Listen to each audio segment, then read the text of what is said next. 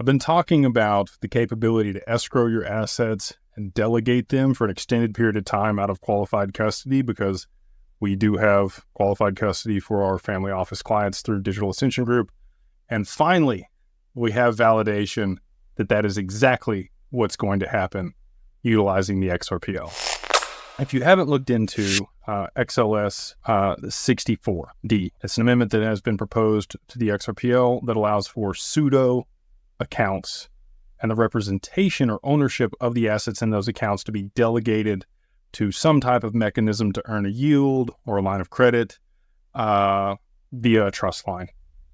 And so that's the technical way this is. But in reality, what this means is you will be able to hold your assets on a cold wallet in institutional custody with KYC and a lot of the prerequisites that we've discussed in other videos, and the other amendments that have been proposed are going to have to be passed before this is realized. But what I've been talking about for a long time is exactly what's going to work out. So you'll be able to escrow your assets in that cold wallet in qualified custody with the insurance, and then delegate its representation into an AMM, liquidity pool, other DeFi protocols, where the ownership or, again, kind of a derivative of that asset is represented in that environment to be able to do whatever you want to do, all the cool, sexy stuff that people want, right? I want to be able to earn a yield with my assets or borrow against them or put them in a smart contract.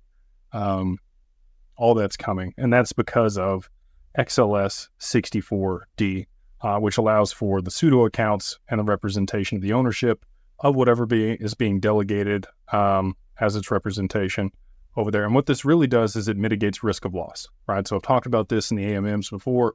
Right now, you have to put your XRP into the pool, and it's swapped for the LP tokens.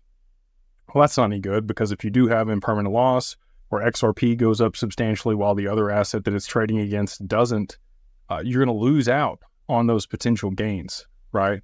And so the best situation would be that you have your XRP locked up in escrow, and it's delegated, the ownership of it is delegated into this liquidity pool represented in LP tokens.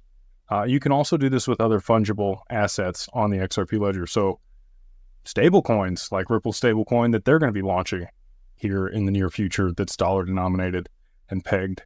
You'll be able to lock that in escrow and delegate it into the pool where it's represented.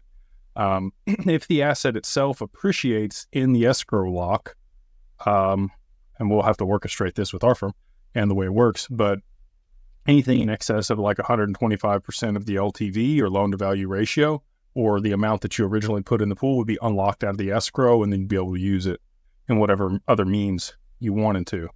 So then you don't have any impermanent loss. There's no way that you could lose the original asset. It stays in your position the whole time.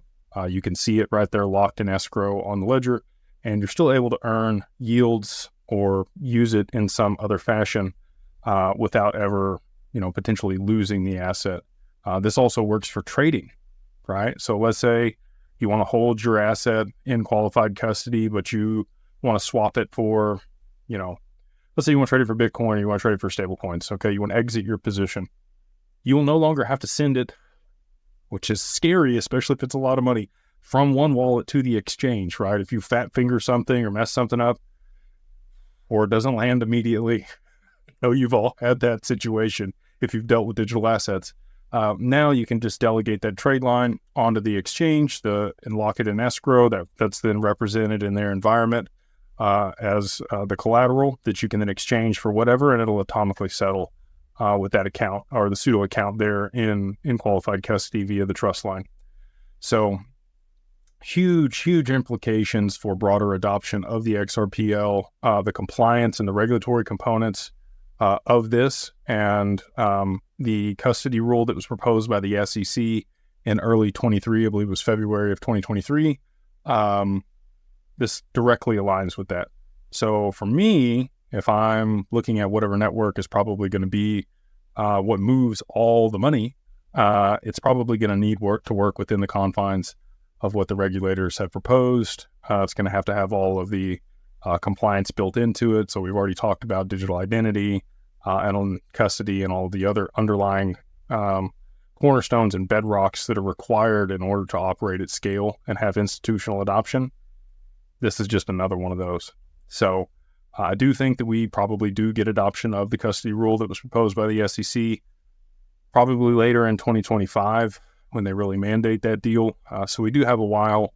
And again, this amendment's probably further out too. There's a lot of things that have to be passed and implemented before we get to the awesome stuff that a lot of us are anticipating and wanting to be able to do with the XRP and other issued assets on the XRPL. So super exciting. I was glad to see, it's always nice to be able to say you were right, because you never know. A lot of this stuff is speculation. I just take my best guess a lot of the time. And I still don't have this for sure, right? This is a proposed amendment. If it doesn't make it through, there could be iterations and changes from here.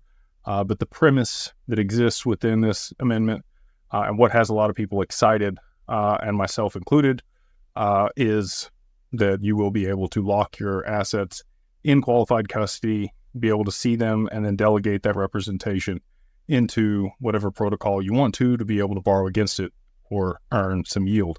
Hopefully this has been valuable for you. If it has, please like, subscribe.